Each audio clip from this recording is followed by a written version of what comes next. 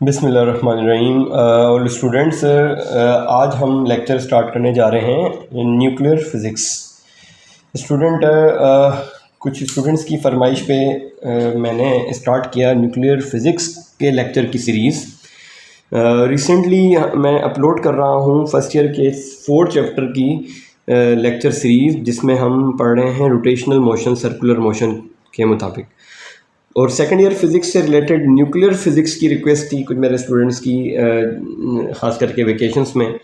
तो nuclear physics start करेंगे आज स्टूडेंट हम, और इसके इम्पोर्टेंट जो टॉपिक्स हैं उनको कवर करेंगे। चलते हैं न्यूक्लियर फ़िज़िक्स की दुनिया में। Nuclear physics it is the study of nuclei of atoms, how changes occurs in the nucleus. Student, nuclear physics में हम न्यूक्लियाई ऑफ एटम्स, या हम अगर सिंगुलर की बात करें तो एक एटम है, उसके अंदर न्यूक्लियस के अंदर क्या क्या शामिल हैं, कौन से पार्टिकल्स और सब पार्टिकल्स होते हैं। सपोज़ ये हमारे पास एक न्यूक्लियस है, ठीक है। न्यूक्लियस में एटम के अंदर न्यूक्लियस होता है स्टूडेंट्स। न्यूक्लियस के अंदर 2 मेन पार्टिकल्स पाए जाते हैं जो मेनली तौर पे स्टूडेंट जानते हैं। प्रोटॉन जो कि पॉजिटिवली चार्ज होता है, और दूसरा न्यूट्रॉन जो कि न्यूट्रल होता है। स्टूडेंट आप अगर गौर करें कि प्रोटॉन और न्यूट्रॉन ये दोनों ही ऐसे पार्टिकल हैं जिन्हें हम कंपोज्ड पार्टिकल बोलते हैं, कंपोज्ड पार्टिकल, या इनके लिए दूसरा वर्ड हम यूज़ करते हैं न्यूक्लियॉन्स। ये न्यूक्लियॉन्स हैं जो कि न्यूक्लियस के अंदर हमें पाए जाते हैं। न्यूक्लियस के अंदर जो भी पार्टिकल पाए जाते हैं उनको न्यूक्लियॉन्स कहते हैं। प्रोटॉन और neutron composed of other fundamental particles के हैं। मुख्तलिफ जो है तरह के छोटे पार्टिकल, ऐसे ज़र्रे जिनसे प्रोटॉन और न्यूट्रॉन मिलकर बनता है, उन्हें कहते हैं quarks. These 2 particles made of elementary particles called quarks. Student, quarks are the particle जिनके प्रोटॉन और न्यूट्रॉन मिलकर बनते हैं, ठीक है। 6 तरह के क्वार्क्स होते हैं स्टूडेंट, जिसमें up, down, charm, strange, top और बॉटम जो है आते हैं, ठीक है। तो ये जो है प्रोटॉन कैसे बनता है, न्यूट्रॉन कैसे बनता है, प्रोटॉन और न्यूट्रॉन के दरमियान में ट्रांसिशन कैसे होती है, एनर्जी लेवल्स कैसे काम करते हैं, और इस नतीजे में एनर्जी रिलीज़ होती है तो वो एनर्जी क्या होती है, ठीक है। तो इसमें हम पढ़ने वाले हैं डिटेल में। सबसे पहले जो टॉपिक हम कवर करेंगे इसमें वो आइसोटॉप्स होगा, ठीक है। उसके बाद radioactivity, nuclear radiations, and then law of radioactive decay. ये 4 टॉपिक इसमें हम कवर करेंगे। आइसोटॉप्स पे जाने से पहले मैं आपको बता रहा था कंपोज्ड पार्टिकल के बारे में कि ये पार्टिकल कंपोज्ड हैं। तो कंपोज्ड तो किस चीज़ के कंपोज्ड हैं, है ना, किस चीज़ के बने हुए हैं? ये बने हुए हैं क्वार्क्स के। क्वार्क्स कौन से पार्टिकल हैं? ऐसे पार्टिकल हैं, ऐसे एलिमेंट्री पार्टिकल हैं जो रिस्पॉन्सिबल हैं प्रोटॉन को बनाने में और न्यूट्रॉन को बनाने में। स्टूडेंट, बेसिकली क्वार्क्स जो होते हैं स्टूडेंट, मैं आपको पहले क्वार्क्स के बारे में थोड़ा बता देता हूँ कुछ, फिर हम चलते हैं आइसोटॉप्स पे। स्टूडेंट, क्वार्क्स की अगर हम बात करें तो क्वार्क्स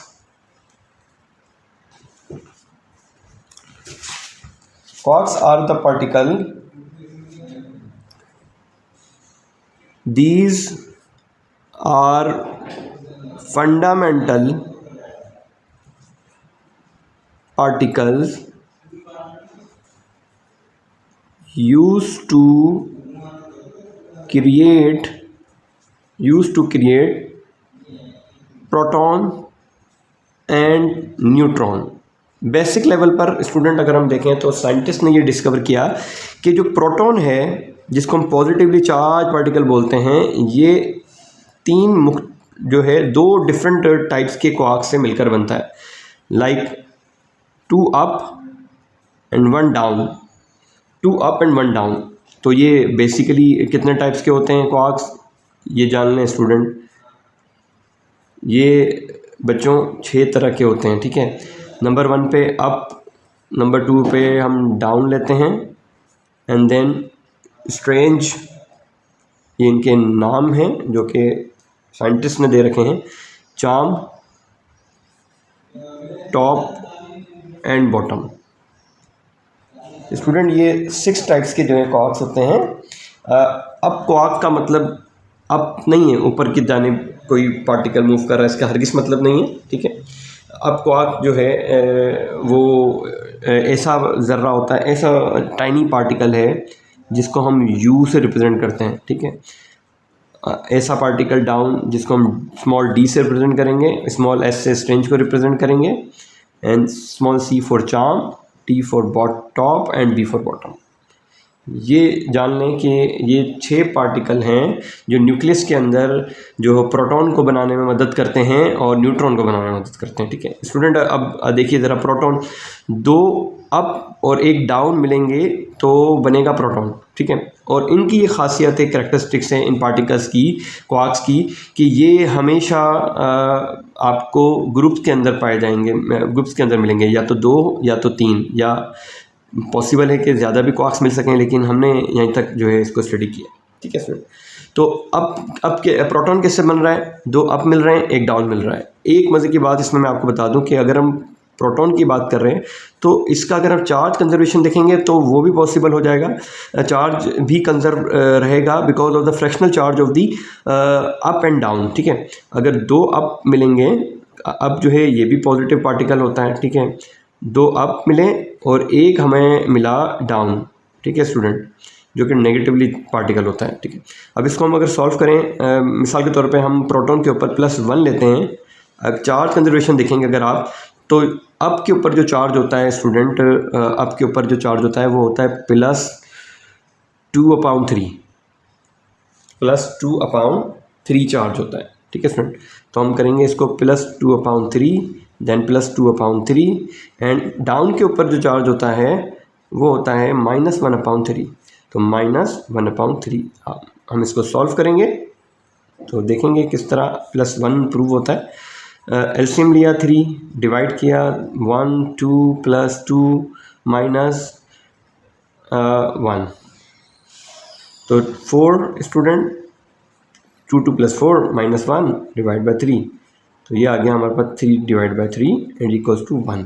तो स्टूडेंट +1 जो प्रोटॉन का चार्ज था वही हमारे पास जो है प्रूव हुआ। Quarks 2 up quarks and 1 down quarks मिलेगा, 2 up quark and 1 down quark मिलेगा, तो स्टूडेंट बन जाएगा कंजर्वेशन ऑफ चार्ज प्रूव होगा, जिसको कहते हैं conservation of charge. Charge conserve हुआ, प्रोटॉन के ऊपर जो +1 चार्ज आता है वो because of fractional charge of up and down की वजह से होता है। This is a conservation of charge.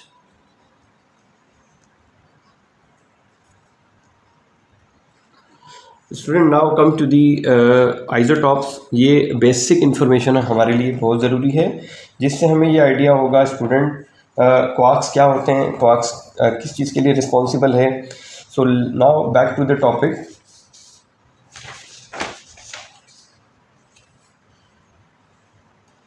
Let's discuss the isotopes. Student isotopes के लिए हमें let's see the definition of the isotopes. Isotopes की डेफिनेशन सिंपल वे में हम लिख सकते हैं, डिफाइन कर सकते हैं, different forms of the same element. Different forms, मुख्तलिफ किस्म के फॉर्म अगर सेम एलिमेंट के पाए जाएं, that consist of the equal number of proton, जिनके प्रोटॉन सेम हो but different number of neutron, neutron के नंबर डिफरेंट हो, ऐसे फॉर्म्स को आइसोटॉप्स कहते हैं स्टूडेंट। देखें इसकी एग्जांपल देखिए, कार्बन। अगर एक कार्बन है जो कि कार्बन के हम जानते हैं स्टूडेंट ये एटॉमिक मास को रिप्रेजेंट कर रहा है और एटॉमिक नंबर को रिप्रेजेंट कर रहा है, ठीक है। एटॉमिक मास 12 और एटॉमिक नंबर जो है जिसको Z लिखते हैं हम, प्रोटॉन। अगर हम देखेंगे इसका जो Z है हमारे पास वो 6 है, ठीक है स्टूडेंट। यहाँ पर देखेंगे दूसरी इसकी जो हालत है, जो इसकी फॉर्म है कार्बन की 13 6, इसका मतलब यहाँ पर Z जो है वो सेम है 6 अगेन, एंड अगेन आप देखेंगे Z जो है वो कार्बन 14 में भी Z की तादाद सेम है, ठीक है स्टूडेंट। तो इससे हमें क्या साफ जाहिर हो रहा है कि इसमें नंबर ऑफ प्रोटॉन जो है वो सेम है, नंबर ऑफ प्रोटॉन्स तीनों में बिल्कुल सेम है, इक्वल तादाद में है। बट डिफरेंस किसके अंदर है? डिफरेंस के अंदर है, अगर आप गौर करेंगे तो डिफरेंस में स्टूडेंट एटॉमिक मास डिफरेंस आ रहा है, ठीक है। 12, 13 और 14, इसका मतलब प्रोटॉन तो सेम है। एटॉमिक मास स्टूडेंट किस पे डिपेंड करता है? Z प्लस n पे डिपेंड करता है। तो इसका मतलब अगर Z सेम है तो डिफरेंस किसका हुआ? नंबर ऑफ़ न्यूट्रॉन का फ़र्क हुआ। ठीक है स्टूडेंट, इट्स मीन कि अगर इसमें नंबर ऑफ़ न्यूट्रॉन अगर हम निकालना चाहें इसकी फर्स्ट स्टेट में, तो हम क्या करेंगे, हम ईज़िली इसको 12 atomic mass equal to Z हमारे पास 6 है प्लस n। तो फर्स्ट स्टेट में हमारे पास नंबर ऑफ़ न्यूट्रॉन की तादाद आ जाएगी, ये प्लस उधर जाके माइनस का हो जाएगा, तो ये आ जाएगा आपके पास 12 माइनस 6। तो नंबर ऑफ़ न्यूट्रॉन स्टूडेंट कितने आ गए हमारे पास? नंबर ऑफ़ न्यूट्रॉन हमारे पास आ गया student 6। Just 1 minute. Number of neutron हमारे पास स्टूडेंट आ गए 6। अब इसी तरह सिमिलरली हम दूसरी स्टेट में अगर देखें, नंबर ऑफ़ न्यूट्रॉन आपके पास डिफरेंट हैं। 13 का मतलब हो गया कि नंबर ऑफ़ न्यूट्रॉन चेंज है। अब अगेन नंबर ऑफ़ न्यूट्रॉन हम निकालेंगे तो क्या करेंगे स्टूडेंट, हम करेंगे एटॉमिक मास से माइनस Z को। ठीक है, एटॉमिक मास कितना है? 13 माइनस Z 6 है अगेन सेम, तो 7। तो number of neutron second state में हमारे पास नंबर ऑफ़ न्यूट्रॉन की तादाद कितनी आ गई? 7 आ गई। थर्ड स्टेट में अगर हम देखेंगे नंबर ऑफ़ न्यूट्रॉन की तादाद 14 माइनस 6। तो student 8 neutron are present in the state of the carbon 14।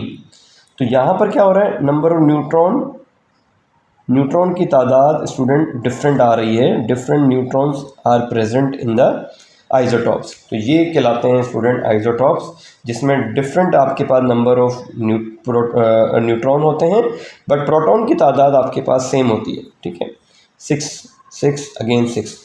तो स्टूडेंट नेक्स्ट लेक्चर में इंशाल्लाह हम कवर करेंगे हमारा जो नेक्स्ट टॉपिक है रेडियो एक्टिविटी। रेडियो एक्टिविटी को हम डिटेल में और डेप्थ में समझेंगे। रेडियो एक्टिविटी है क्या, इसको डिस्कवर किसने किया फ़र्स्ट ऑफ़ ऑल, और उसके बाद कौन कौन से साइंटिस्ट ने इसके ऊपर काम किया। तो स्टूडेंट इंशाल्लाह ज़रूर नेक्स्ट लेक्चर देखिएगा और फ़ायदा हासिल कीजिएगा। Thank you so much.